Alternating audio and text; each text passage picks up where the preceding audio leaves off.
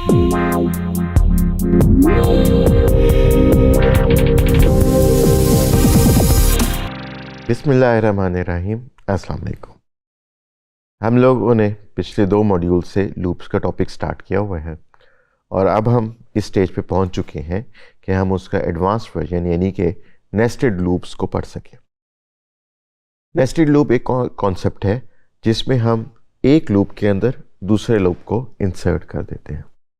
इससे पहले हम नेस्टेड इफ़ को पढ़ चुके हैं जिसमें हम एक इफ़ के अंदर एक दूसरा इफ़ भी इंसर्ट करते हैं। तो नेस्टेड लूप का कॉन्सेप्ट भी प्रीटी सिमिलर है, जिसमें हमारे पास एक आउटर लूप होता है, उसके अंदर हम एक और लूप इंसर्ट कर सकते हैं और इसी को हम एक्सटेंड करें तो हम उसके अंदर मज़ीद लूप्स को ऐड कर सकते हैं। ऑल्दो ये अच्छी प्रोग्रामिंग प्रैक्टिस नहीं है कि हम बहुत ज़्यादा लूप्स की नेस्टिंग करें, क्योंकि फिर कोड को समझना, पढ़ना और उसको डीबग करना ज़रा मुश्किल हो जाता है। तो लूप के अंदर लूप लगाने की हमें ज़रूरत तब पड़ती है, फॉर एग्ज़ाम्पल जब हम ग्रिड्स को, पैटर्न्स को और कंपैरिजंस को प्रिंट करना चाहें या उनको मैनिपुलेट करना चाहें। तो मैट्रिक्स ऑपरेशंस के अंदर अक्सर हमें नेस्टेड लूप्स की ज़रूरत पड़ती है। इसी तरह अगर हमारी आउटपुट में कुछ पेयर्स आ रहे हैं तो उसके अंदर भी हमें नेस्टेड लूप की ज़रूरत पड़ सकती है।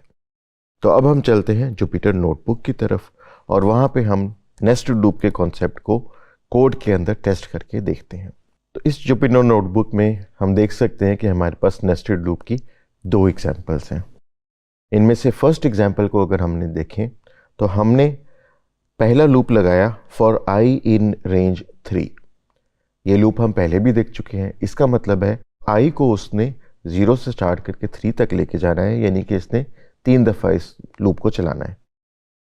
उसके अंदर हमने एक प्रिंट की स्टेटमेंट लिख दी जिसमें हमने प्रिंट करवा दिया आउटर लूप, और फिर हमने एक और लूप इंसर्ट किया जे वेरिएबल पे। उसको भी हम रेंज 3 तक लेके गए हैं, यानी जे का वाला जो लूप है ये भी 3 दफ़ा चलेगा।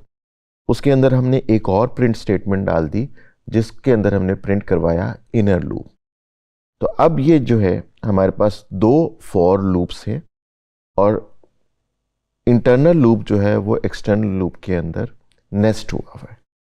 इस एग्जांपल को हम रन करते हैं तो आप देख सकते हैं कि उसने 3 दफ़ा बाहर वाले लूप को चलाया और 3 दफ़ा आउटर लूप प्रिंट हो गया। और हर दफ़ा जब एक दफ़ा आउटर लूप चलता है तो उसके अंदर नेस्टेड लूप जो है वो भी 3 दफ़ा चलेगा। तो एक दफ़ा आउटर लूप चला और उसके बाद 3 दफ़ा इनर लूप चला, फिर आउटर लूप की एक आइट्रेशन हुई और इनर लूप की 3 आइट्रेशंस हुई, और फिर फाइनल आउटर लूप तीसरी दफ़ा चला और उसके अंदर इनर लूप की फिर 3 आइट्रेशंस हुई। तो जैसे हमने कहा था कि नेस्टेड लूप अक्सर जो है मैट्रिसेस को मैनिपुलेट करने के लिए यूज़ होता है। तो सेकेंड एग्जाम्पल में हम एक मैट्रिक्स बनाते हैं जिसका साइज 4x4 होगा।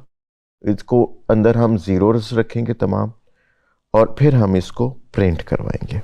तो यहाँ पे भी आप देख सकते हो कि ऊपर हमने एक फॉर का लूप लगाया रोज़ के ऊपर और दूसरा फॉर का लूप लगाया जिसमें हम सी वेरिएबल को कॉलम्स के ऊपर चला रहे हैं, और हम 0 अपेंड करते जा रहे हैं हमारी मैट्रिक्स के अंदर, जिससे क्या होगा कि हमारा 4x4 का एक मैट्रिक्स बन जाएगा जिसके अंदर ऑल ज़ीरोज़ होंगे।